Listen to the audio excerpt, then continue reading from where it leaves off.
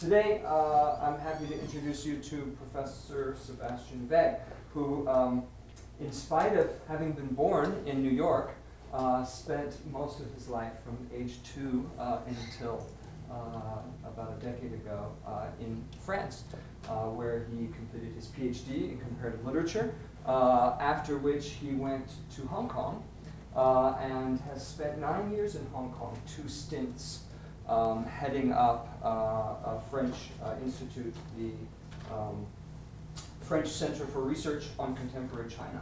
And he has just completed the 2nd stint of doing that, and now gets to go back to Paris, where he's a professor at the School of Advanced Studies in the Social Sciences. And he's here to share new research with us that he's been doing on intellectuals in China. So please join me in welcoming.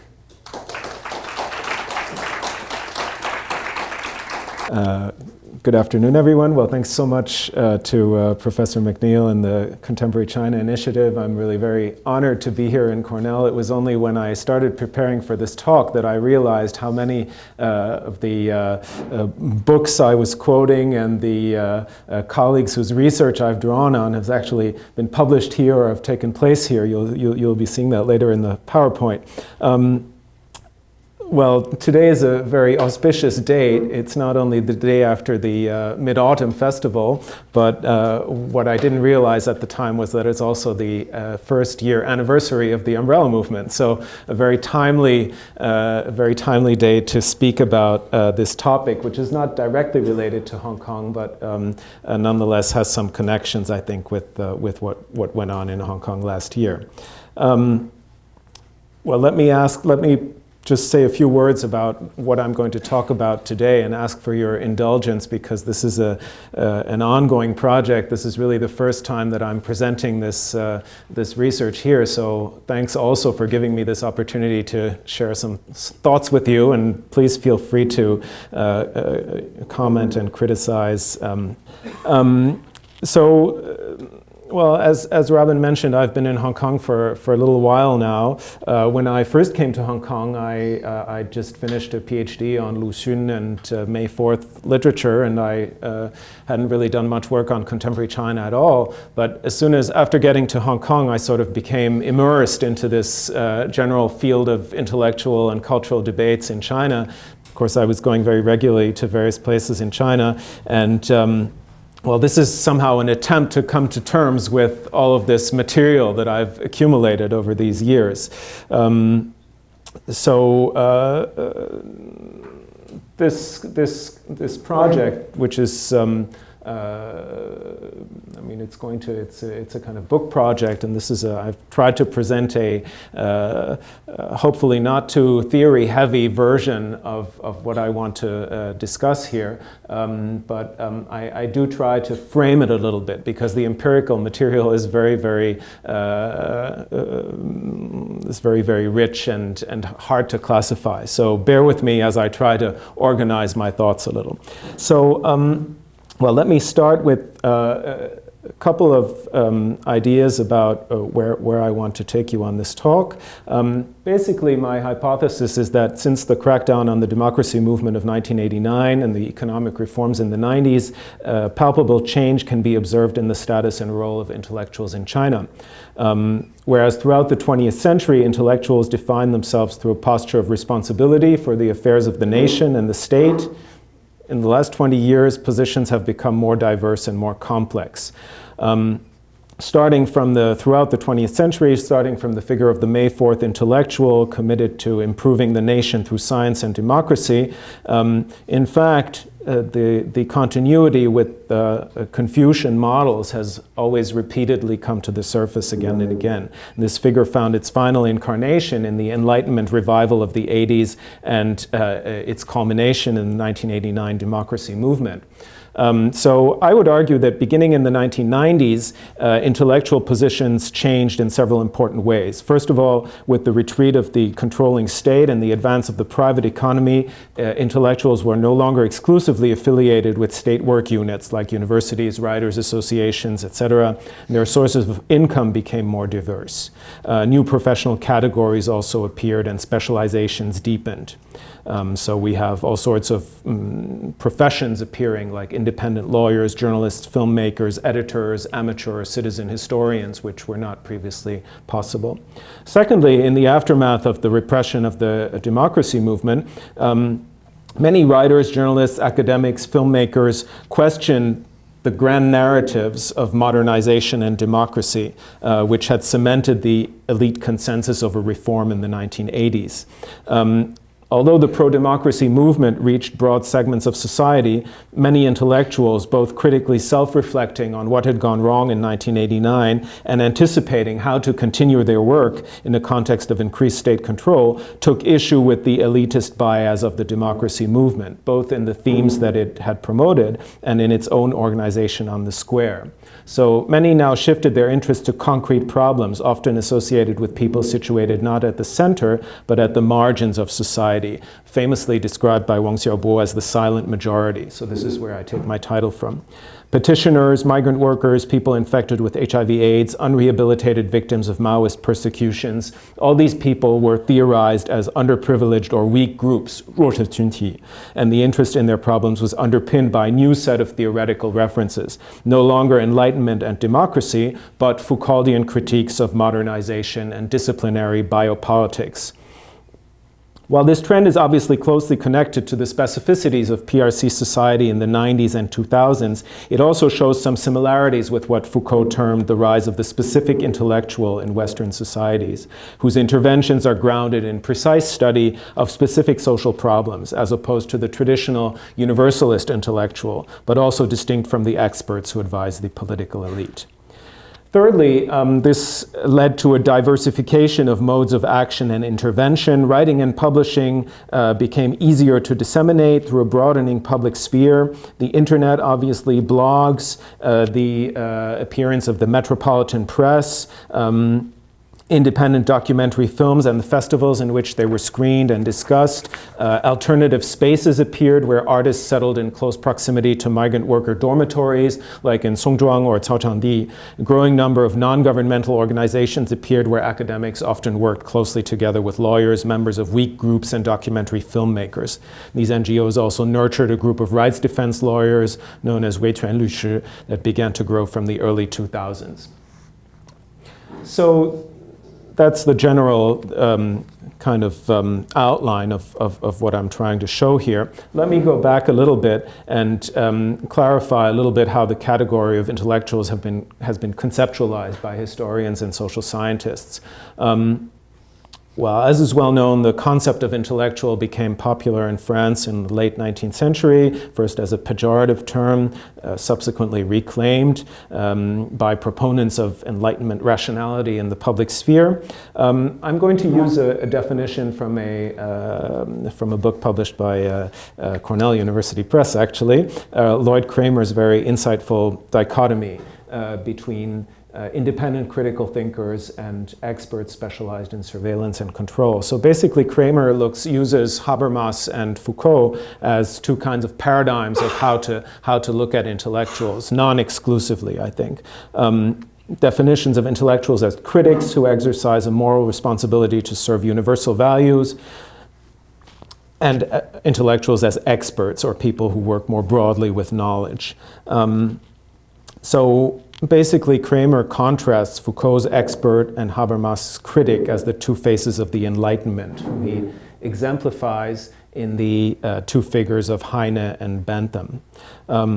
So Kramer notes that intellectuals came into being during the Enlightenment as a community of critical debaters whose work shaped a new sphere for politics as well as a new literary culture, and as independent critical thinkers who evaluated art, literature, theater, and political theory with rational judgment that defied the authorities of kings and churchmen alike. By contrast, in Kramer's reading of Foucault, Enlightenment intellectuals play the role of producers of knowledge used to institute new forms of social control and surveillance in asylums, prisons, clinics, schools, and armies, all of which relied on new forms of knowledge in the emerging sciences of man. So here I think you have encapsulated very nicely this kind of two-sided, these two aspects of what intellectuals are and how they are defined. Going to run through this quickly, but I still want to quote some of these important definitions. Gramsci distinguishes between traditional intellectuals who define themselves as disinterested defenders of universal rationality, whereas what he calls organic intellectuals speak for the interest of a class and usually of the dominant class. So Gramsci understands that under the veneer of universalist discourse, all intellectuals are somehow intrinsically organic. The intellectuals are the dominant group's deputies exercising the subaltern functions of social hegemony and political government. These functions are organized on two levels: manufacturing spontaneous consent in civil society and sustaining the state apparatus of coercive power. So here again we have this kind of dichotomy between a universalist pretension and what is actually a position in the social structure which is based on, in Gramsci's view, on class interests. Bourdieu, I think, although of course this is, I'm sure this is going to provoke some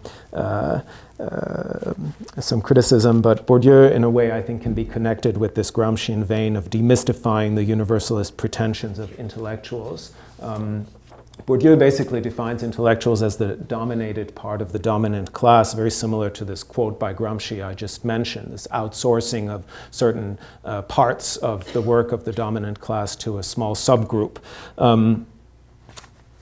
So Bourdieu sees intellectuals as situated on a kind of continuum of autonomy from the absolutely non-autonomous, heteronymous intellectuals he sees basically as paid experts of power to possibility of autonomy gained by the writer or the critical sociologist in his or her own field. So he quotes Chomsky as a linguist, Zola as a writer, himself as a sociologist, which provides these people with the means of contesting what he calls the monopoly of the legitimate representation of the social world. So his theory defines a kind of spectrum of positions according to a varying degree of autonomy.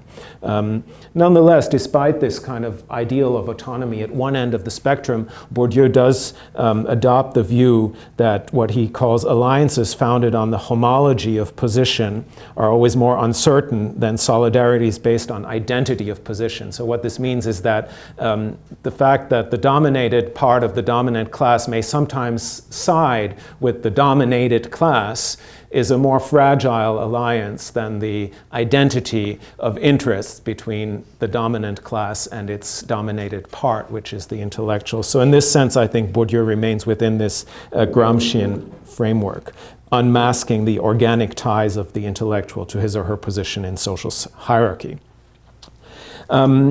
In this sense, I think Foucault's earlier critique, which Bourdieu partially incorporates but not entirely, runs deeper than Gramsci's in that he sees the working class and its organic intellectuals as what he calls simply the last incarnation of an illusory claim to universality. Quick quote from Foucault: "For a long time, the so-called left-wing intellectual has spoken out and has seen recognized his right to speak out as the master of truth and justice. One listened to him, or he wanted to be listened to, as the representative of universality, just as the proletariat, by virtue of its historical position, is the carrier of universality, albeit an immediate carrier, hardly reflexive or conscious of itself. The intellectual, through his moral, theoretical, and political choices, claims to be the carrier of this universality, but in its conscious and elaborated form."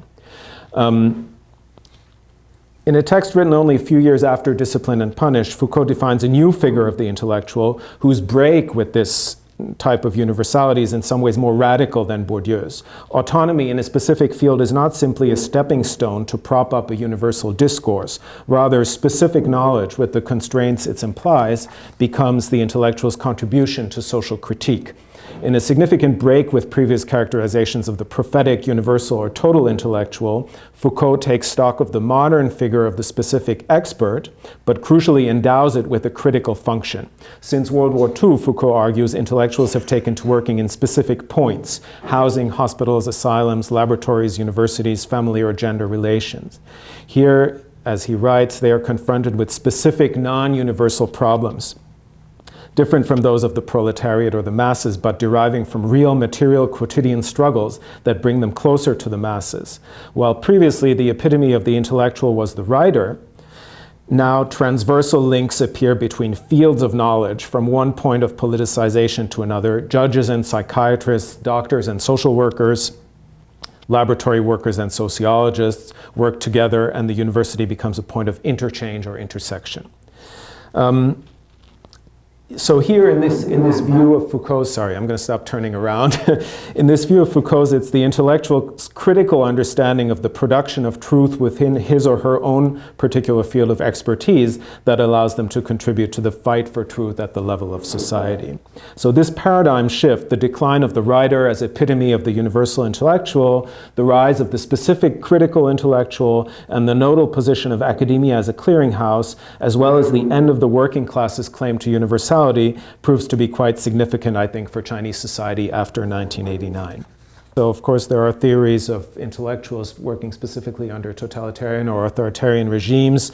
These theories don't particularly pose any difficulties to the paradigms I've just outlined. I'd just like to mention Edward Said's unique contribution to intellectual studies, who, while drawing on all of these traditions, on both the Enlightenment intellectual, on the need for the intellectual to speak out under totalitarian or authoritarian regimes, but he also adds something which I think is perhaps inspired by Foucault's critique. Syed highlights eccentricity in his description of the intellectual as exile and marginal, as amateur, and as the author of a language that tries to speak truth to power, whose method is scouring alternative sources, exhuming buried documents, reviving forgotten or abandoned history.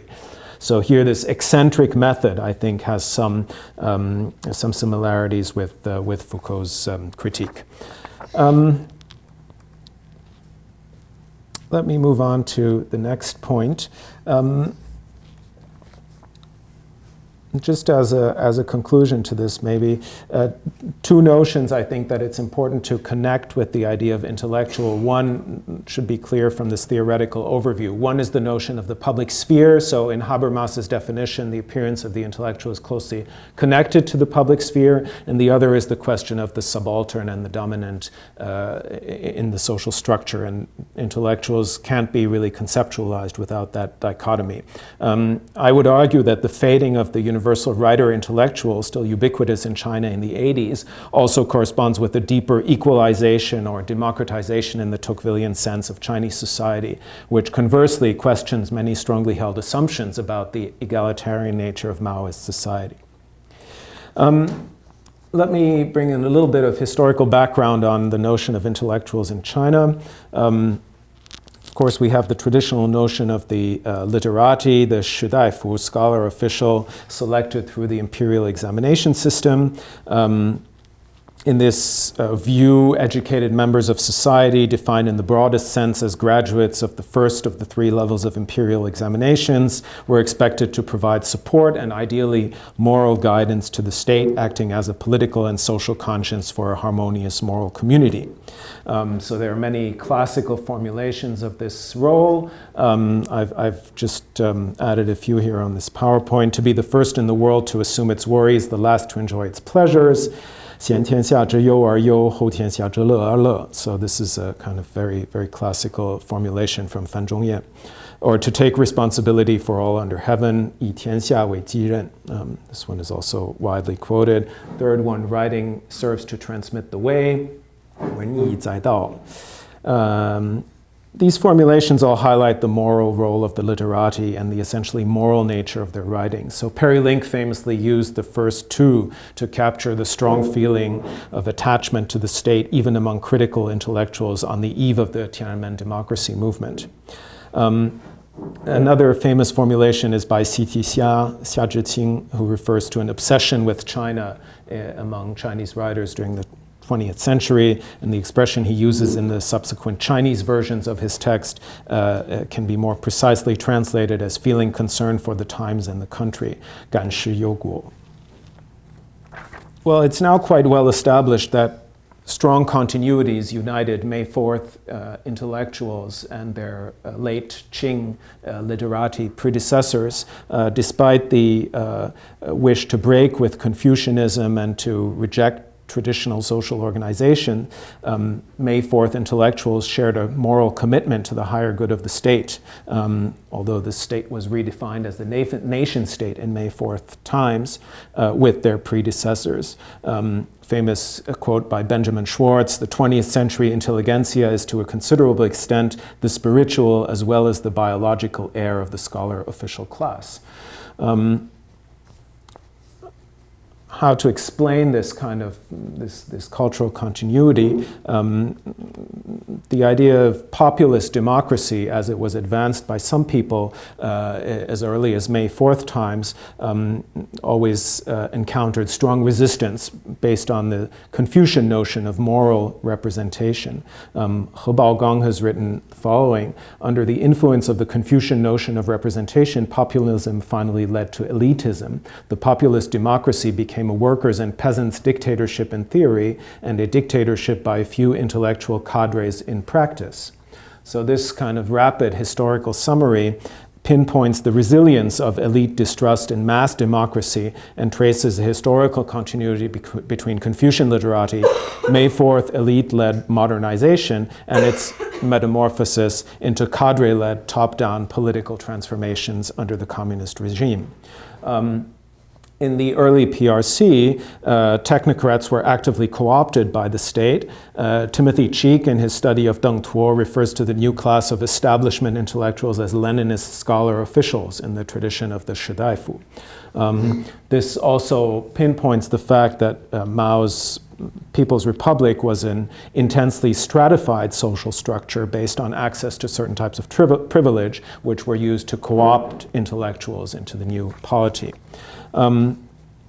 Moving swiftly on to the 1980s, after 1978, the term began to reform more narrowly, so I haven't really introduced the term 知识分子.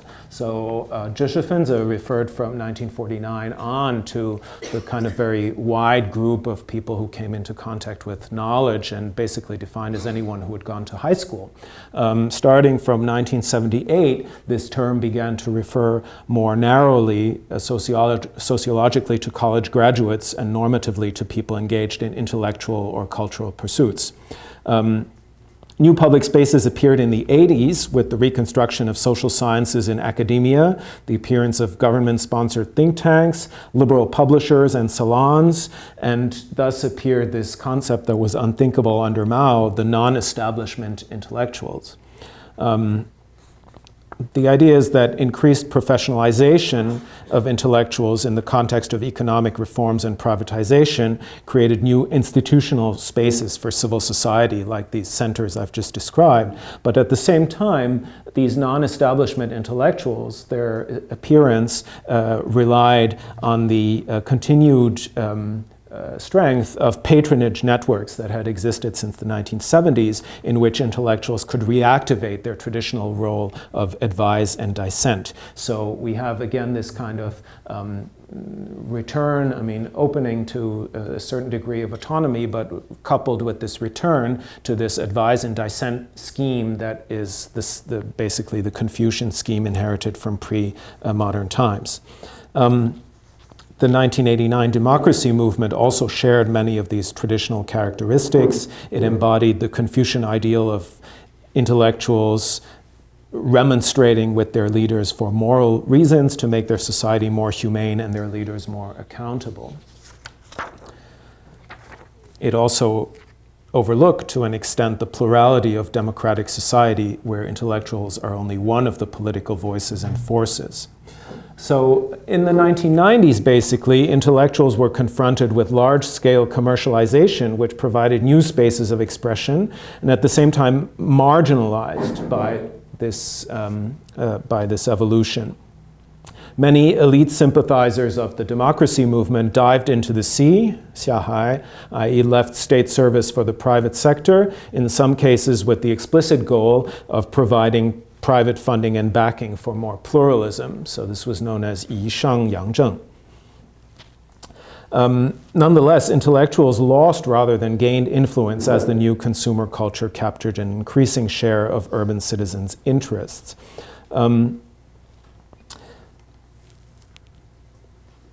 In the 1990s, basically, the debate revolved around the question of academic norms, whereby part of intellectuals retreated to academia, highlighted the importance of academic norms, 学术规范, rather than moral heroism, whereas at the same time this notion of the public intellectual became more and more transformed into a media intellectual who remained public but whose intellectual position was increasingly influenced by market demand. So this is how you end up with this kind of duality of what I've put down in the bottom of the PowerPoint here.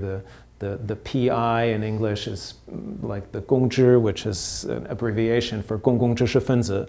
So public intellectuals abbreviated to PI. This is my proposal of translation, which has become a kind of pejorative term in present-day China. 公知 refers to someone who basically just plays the media market for personal profit. So how do we approach, oops,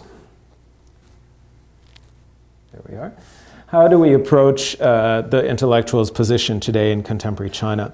I'm going to try to go through this fairly quickly. These are the main kind of paradigms that have prevailed. So I'm sorry, this is a rather overburdened field, so I do feel the need to pay a little bit of homage to all the people who've already belabored it, but I am trying to get to what I really want to say. Basically, for a long time, studies of intellectuals were structured along this state versus civil society paradigm, kind of political science paradigm, coupled with this kind of culturalist approach of the remnants of Confucian roles, advise and dissent. Just want to reference the famous article by Li Zihou and Liu Zaifu written in the early 80s about the duality of enlightenment and saving the nation. So the idea is that throughout the 20th century, Chinese intellectuals tried to conquer autonomy or enlightenment, but they were repeatedly, their endeavors were repeatedly subordinated to the necessities of saving the nation, 救亡. So this is the kind of binary that many of these studies revolve around. The second approach is the kind of so the Velvet Prison from Miklos Haraszti, a Hungarian historian, referring to the role of intellectuals under late socialism, commodified socialism. So Jeremy Barmé very famously applied this notion in his study of Chinese writers and intellectuals in the Red, using the idea that in addition to the categories of supported and forbidden art, a third category of tolerated art or tolerated writing appears in late socialism. So the kind of prime example of that is Wang Shuo. For Barmé, this tolerated art and the co-optation of tolerated art of a form of commodified descent into the state framework of tolerated art is in fact the kind of most important description of intellectual interventions in the 1990s. Barmé talks about how the state decides to breed or tolerate a small number of maverick artists for propaganda purposes. So Wang Shuo represents both the new alternative culture, but at the same time the epitome of a mode of intellectual intervention that coexisted peacefully with party censors and proved highly lucrative for its authors. So the famous debate in the early 90s between Wang Meng and Wang Shuo on one side and the kind of tenets of intellectual purity and academia on the other side, in which Wang Meng basically endorsed the market as the best force to counteract the remnants of ideology, is for Barmé the symbol of this, of how this debate has strangely evolved in the sense that some of the art forms that seem the most subversive and the most critical to people standing outside the system are in fact part and parcel of this system. Oops, sorry, I'm going a bit too fast there. Sociological approaches have multiplied in the last few years in terms of cultural capital, symbolic capital, looking at intellectuals basically as a social group that tries to maximize its influence and its power within the general social structure. And as I mentioned, the importance of patron-client networks as they appeared in the 80s and continued throughout the 90s, the way they mutually benefit and reinforce the political and cultural authorities of the members of these networks has contributed, I think, to giving us a better understanding of of how the intellectual scene works. In this sense, the growth of civil society based on ties with officials is kind of the paradox of the evolution of the 80s and 90s, and it was not, in most of these scholars' views, it was not particularly interrupted by the repression of the democracy movement in 1989. The growth of the consumer culture in China in the 1990s has given rise to this kind of new lowbrow or disu culture, popular culture that seeped into Chinese intellectual life and has given rise to this discourse of postmodernism, of valorizing the lowbrow, the non-elite. I just want to quote here Gloria Davies' important study, Worrying About China, 2007, in which she basically analyzes how this postmodern turn in Chinese intellectual discourse has, to a large extent, in fact, corresponded with a reaffirmation of Chinese intellectuals' traditional role. She highlights that the critique of Enlightenment often becomes, in the name of postmodernism, often becomes a selective tool for Chinese intellectuals to deconstruct capitalism and Western rationality and to reaffirm the authenticity of Chineseness. Similarly, she shows how the affirmation of 学术, of academic norms, against the figure of the Enlightenment intellectual and the 1980s preference for 思想 or thought over academic inquiry relies on a normative evaluation of intellectuals' usefulness to society, again gauged on traditional representations of their role. So basically her idea is that these attempts to challenge orthodoxy have failed to challenge its underlying assumptions of Chinese exceptionalism and what she calls positivistic Hegelianism and the postulated transparency of language, moral patriotism, and an instrumentalist attitude to theory. Right. So let's move on to the more interesting part. I think what Gloria Davies doesn't entirely capture is that while elite academics may like to adopt the pose of postmodernism, we can also document a quite different attitude among intellectuals who are not necessarily part of this elite. Not all of them use this kind of postmodern discourse to reaffirm Chinese exceptionalism and the kind of what she calls positivistic Hegelianism, the idea that there are given answers to any given problem. There's one correct answer to any given problem. You find very different affirmations starting in the 90s. So as I said, the hypothesis here is that a new figure of the intellectual appeared in the 90s, breaking with the universalist Enlightenment paradigm of the 80s, as well as with the older traditional figure of the advising and dissenting literati. So just to make this clearer, I'd like to use Wang Xiaobo's essay, The Silent Majorities, 沉默的大多数, first published in Orient magazine in 1996. Wang Xiaobo, whom some of you are certainly familiar with, was a writer who'd recently shot to fame after publishing The Golden Age in 1992, a novella about educated youth in the countryside during the Cultural Revolution. He had himself experienced life as Zhiqing in Yunnan province. Later married the sociologist Li Yinhe and followed her to the University of Pittsburgh, where he enrolled in a master's degree in East Asian Studies from 84 to 88. And this is where he first came in contact with Foucault's work. After his return to Beijing, he taught sociology in Peking University, and then moved to People's University and, well, as you know, died an untimely death of a heart attack in 1997. So I think taking the lead of Jeremy Barmé's study and Wang Shuo's central role in his kind of approach, I think Wang Xiaobo is the kind of seminal thinker for the millennial generation, whose importance ironically only became clear after his death, which Barmé himself briefly points out. The silent majority is first and foremost an indictment of Chinese intellectuals' habit of speaking out.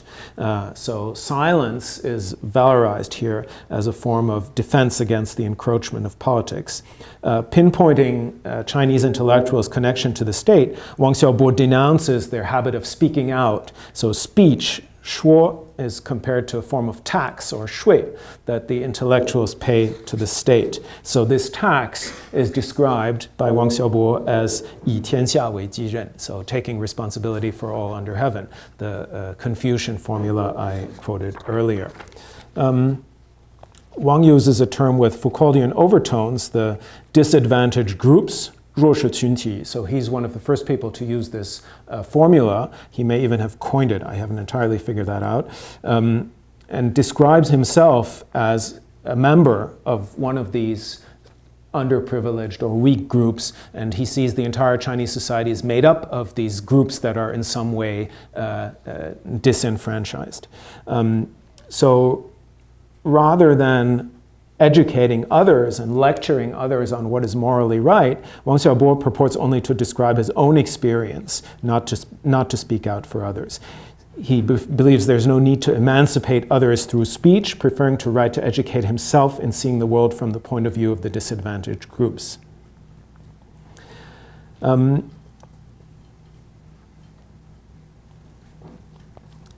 So how does this kind of impact the evolutions of the 90s?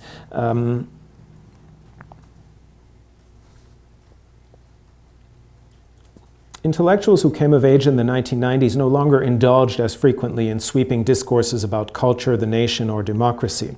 Their legitimacy derived mainly from their work with these disadvantaged groups and their shared experience with the neglected groups of society. The many NGOs and civil society organizations that sprang up through the 90s and attracted the best and brightest of China's graduates are an illustration of this turn. By relinquishing the strategic position between state and society intellectuals had long sought to occupy, this displacement moved them farther away from the symbolic center of society, among the unofficial, the Minjian groups that situate themselves outside the borders of the official, or Guanfeng. So in this sense, intellectuals can be understood to have joined and to be speaking with the silent majority. Elite debates, as they've long been presented in studies of Chinese intellectuals, are therefore, I think, not crucial to understanding what took place in the 1990s. Many of the core questions of such debates have been displaced. Just a couple of aspects of this displacement. So as I said, one of the important turns is the appearance of specific intellectuals and the decline of the writer as the ultimate generalist and figure of the universal intellectual. Fiction writers lost much of their moral aura in the 1990s. Rather, we witnessed the appearance of academics, specialized sociologists, historians, journalists, lawyers, etc., who spoke out on the basis of their expertise. Just to give an example, when Fang Lizhi spoke out in the 1980s from his position within academia, it reflected his universalist commitment to human rights and freedoms rather than his knowledge as an astrophysicist. By contrast, when Wang Xiaobo speaks out, using very often his academic research, especially on sexuality, to write fiction and to intervene in the public sphere, he uses precisely this specialized form of knowledge to make points about the nature of power and oppression.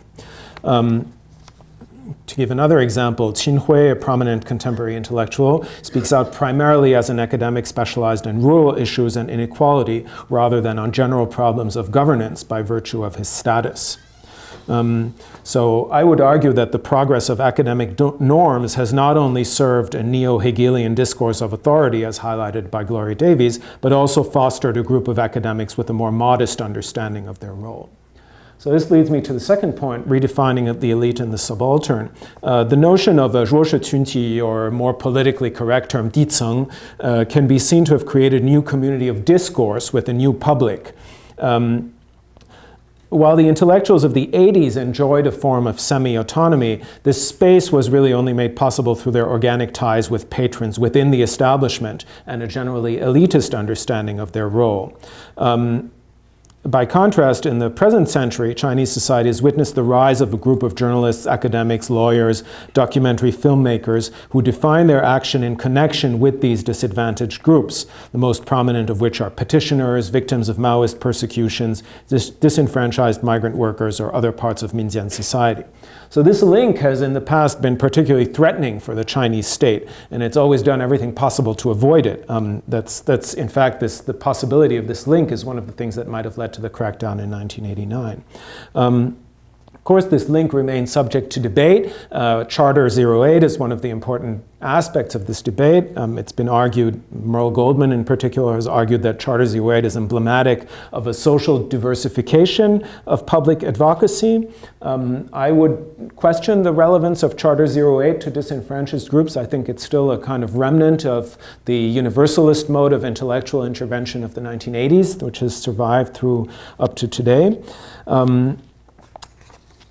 More importantly, I think this kind of question of the elite and the subaltern requires a rethinking of Chinese class structure throughout the 20th century. The realization, as I mentioned, the importance of sociological studies of intellectuals in a Bourdieusian perspective, I think the realization that intellectuals in the 1980s were mainly acting to regain their place of privilege and again forming a symbiosis with the state, which is a narrative that Xinhui has described as the victimization of the elite, 经营受难. This fostered the idea that the intellectuals of the 1980s described themselves as having been persecuted by the people. I mean, the Cultural Revolution narrative was that intellectuals had been the victims of the popular masses. So this fostered further hostility towards the people and towards democracy.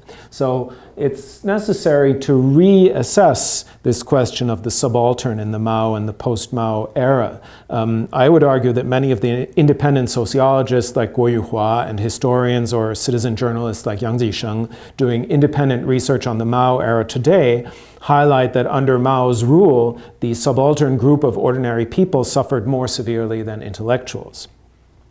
Third point, the pluralization of the public sphere. This I think should be quite well known.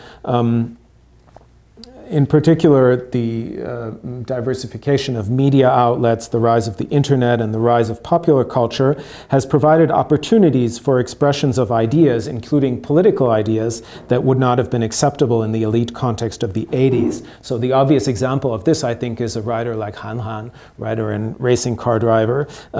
So the opportunities for political intervention provided to him by his specific status within this commodified public sphere, I think is a very specific new aspect that has to be explained and taken into account.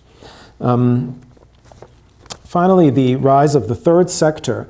Well, in the 1980s, even a prominent critic and dissident like Liu Binyan eventually stood for election within the Chinese Writers Association and was in fact elected vice president because he received the second number of votes after Ba Jin.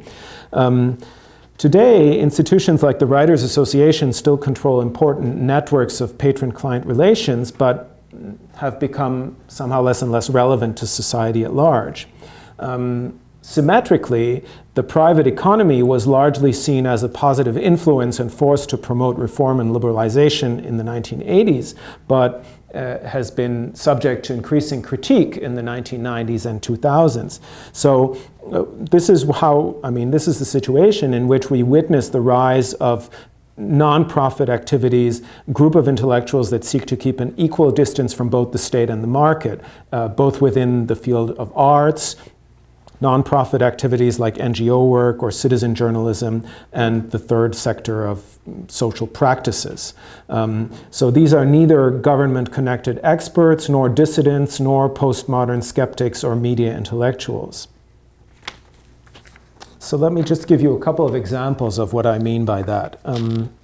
Wang Xiaobo, as I said, is, I think, the seminal thinker of the turn towards a Foucauldian critique of Enlightenment and the elite role of intellectuals. His essays have continued to play a foundational role throughout the last 2 decades. In particular, his outpour of essays for the new media outlets of the 90s, Dongfang Zazhi, Orient Magazine, or Nanfang Zhoumo, as well as Dushu, enjoyed lasting popularity, were republished as collections, and found an avid readership all the way up to today. Wang Xiaobo essentially presents the Maoist period as a continuation of both Confucian moralism and Enlightenment rationality. He notes the continuity in these moral preoccupations. In the Golden Age, he mocks the revolutionary leaders' obsession with getting educated youth to write lurid confessions of sexual misconduct as part of their re-education during the Cultural Revolution. This is one of the reasons why he advocates refraining from emancipating other people in the name of rationality. Taking issue with an article by Wang Lixiong about the decline of intellectuals after 1989, Wang Xiaobo redefines the role of intellectuals in society. Let me give you a quote.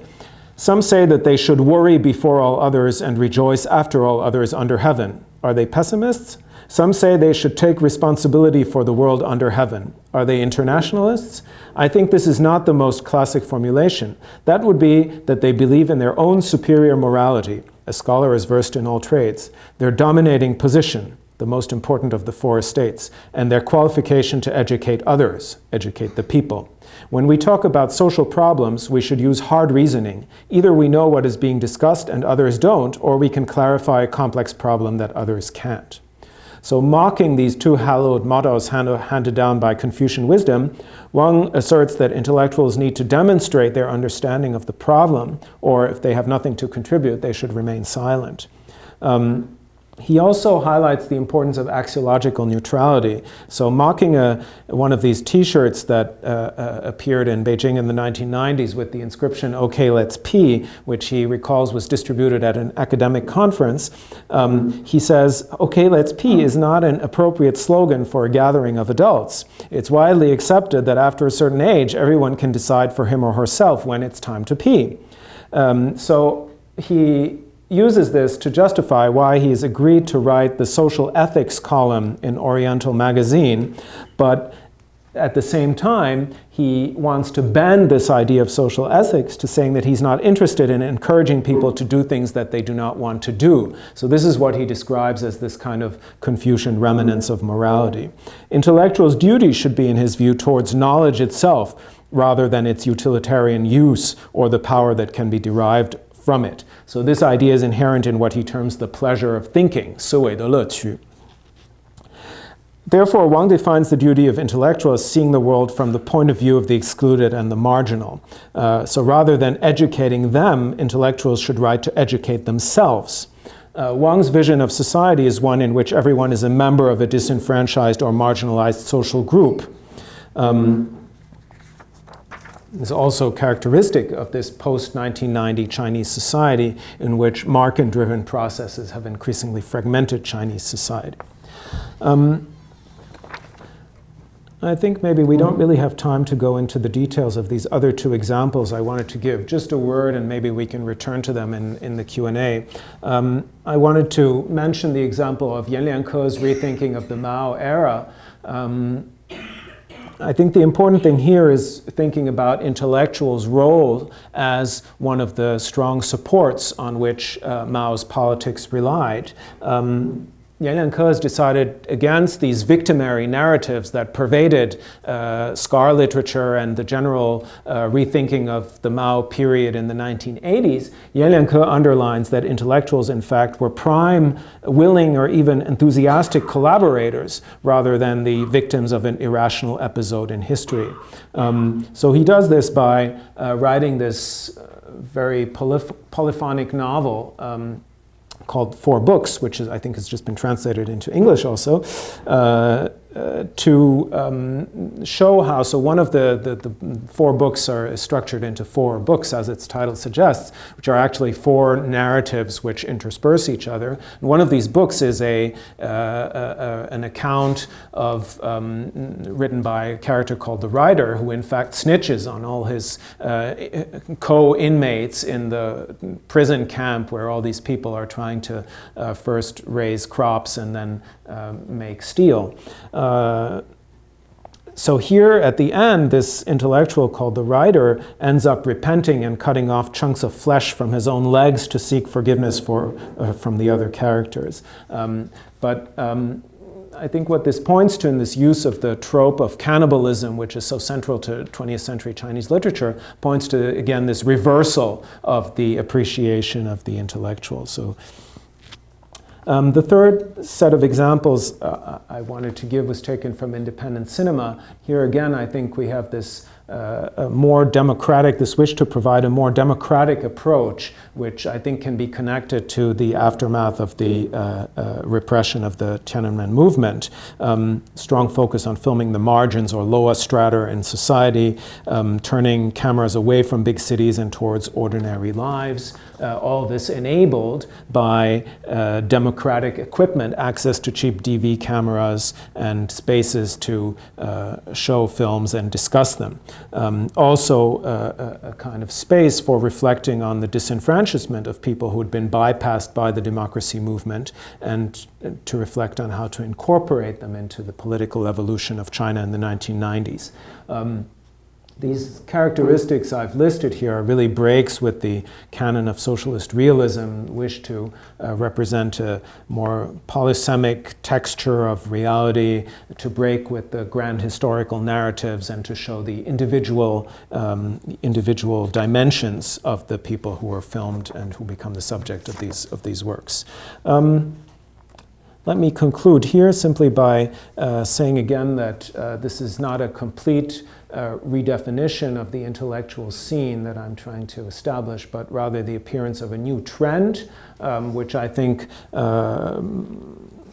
coexists with other trends that continue to exist in parallel. But I think it's worth highlighting the significance of this new strand of specific rather than universalist intellectuals who are see themselves as in solidarity with the subaltern rather than the elite strata of society, who exist in a pluralized public sphere, in particular in a less in a public sphere in which forms of cultural productions are less hierarchical than before, and also in the context of aspiring to symmetrical distance with the state and with the market.